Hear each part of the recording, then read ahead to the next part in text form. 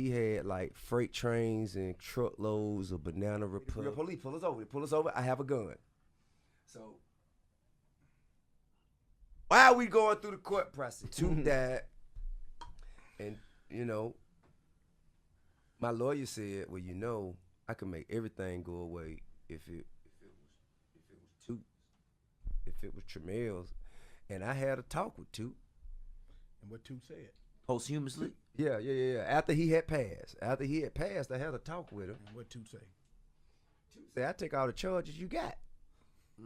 If you can walk away free and put it on me, good. So is that what boys giving you about because you put it on? Nah, hell no. Okay. Nah. Don't nobody even know about that. I just volunteered this. Don't nobody even know about that. I'm just being honest. I can dig it. I'm just being honest. That's the only time.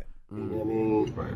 And I thought that the embellishment was clear when I said I talked to my cousin and he told me. They didn't get the satire in the conversation. They didn't get the change of inflection of voice. They didn't get the fact that you was basically being sarcastic. Humor, sarcasm, satire might be set very real place and adding some embellishment to it to fit the needed discussion. Right. Call me and ask what really happened. Hey man, what happened? What's up with this? Well, the case was resolved due to a motion to suppress all of the evidence because of an illegal search and seizure. The case was dismissed. You gotta say it slow for him, bro. You gotta say it slow for him. The case was resolved because of a motion to suppress all evidence due to an illegal search and seizure. No need to point no finger, say nothing about nobody or anybody legal about standpoint, nothing. That situation shouldn't have happened. Exactly. That being said, on convict rule, if you call a nigga a rat and he got paperwork to prove otherwise, what usually be the consequence for that? I'm saying, like, how that usually handle? Street cred, get discredited. But it is a consequence. Always. Okay. You can't bring accusations up without paperwork. Okay. You know what I'm saying? Anytime you say anything about anybody, you gotta have paperwork. You know what I'm saying? Okay. I got something to show me. I got some paperwork to show you. But it was somebody who had something to say about me and had to question my, disposition to some of my cases. But he ain't here to see my paperwork. And I just don't like for a nigga to fly, then get shot. You hear me? My nigga, I'm right here in the center. You hear me? So come on, if you got something to say about me. If you think it is when it ain't but one way to clear it up. Nigga, pull on up. Let me show you what you're looking for. I want to see who want to see it. You hear me? And if it ain't, and then after you see what you need to see, it's on you now to go straighten that up. Cause nigga, you done got too far in the job. You done got too much dip on your chip. I got some paperwork to show me. I got some paperwork to show them. Yo, it's Big Ant, the spokesman, man. We back. Another edition of Urban Politicians TV, UPTV. Make sure you stay on your pivot at all times, man. Had to come tap in on Boosie and T.I. and how everything played out with the snitch conversation with them two in the past few months. And I'm going to have the links in the description for the clips in the beginning, and I'll put those there to show a little bit of the timeline of how everything went down. First thing we saw, the Expeditiously podcast episode from 2020 got resurfaced last December, and it became a trending thing online. Hey, Boosie, you said you don't rock with people that tell, whether it's live, dead, any form of corroboration. Well, you and T.I. have just recently announced the album together.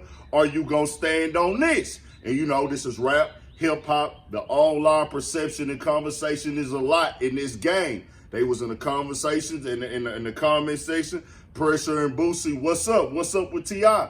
Boosie never said anything. Neither did T.I. A little bit after that, I think around February, Boosie does a Vlad interview. Vlad asks him about it. Boosie then says, hey, if T.I. did what he said he did in that interview, or that podcast episode, if he told on his cousin, then he's a rat too. I don't spare nobody. I stand on what I stand on. But he did say, I think T.I. was lying, and he left it in the air, said if. But he said, I think T.I. just went on there talking, but we can't do the album no more because the perception of it is ruined, basically. Right after that, T.I. responded, did the Rich Trapper interview right there, talked about it, said it was an embellished story. It was just him doing satire comedy and everything. T.I. did, went online, went at Boosie, took a couple shots at him, then threw the paperwork party y'all saw. That went viral online also. Then we didn't really hear too much about it and everything. It was quiet, things of that nature. Now, we recently saw a photo of them in the St. Louis airport together. Still, we didn't know what was going on. But Boosie has sat back down with Vlad again and confirmed that they did speak after that. They did have a back and forth conversation over the phone. They both said, hey, our kids rock with each other heavy. But Boosie said, hey, we went back and forth, and I apologized to T.I. But T.I. has helped me a lot, done things for me and everything like that. I ultimately apologized to him, but I told him, hey, I stand on what I stand on. Boosie said T.I. told him, hey, man, I was just basically embellishing, bro. I was just popping shit on the podcast, I guess trying to go viral and everything like that. So they got past it. They back rocking with each other. I didn't want to come on here, and it's my bad on the helicopter real quick. Helicopter going by, and we gonna leave the helicopter in there, man. But I did want to make sure I came on here and put this out too. Boosie said they talk like men, got past it. Man, we rock with each other. That's my guy. He explained to me that it was made up. T.I. just said he was doing it. I don't know. He left that out there. I don't know why a nigga would say that in an interview, or a podcast.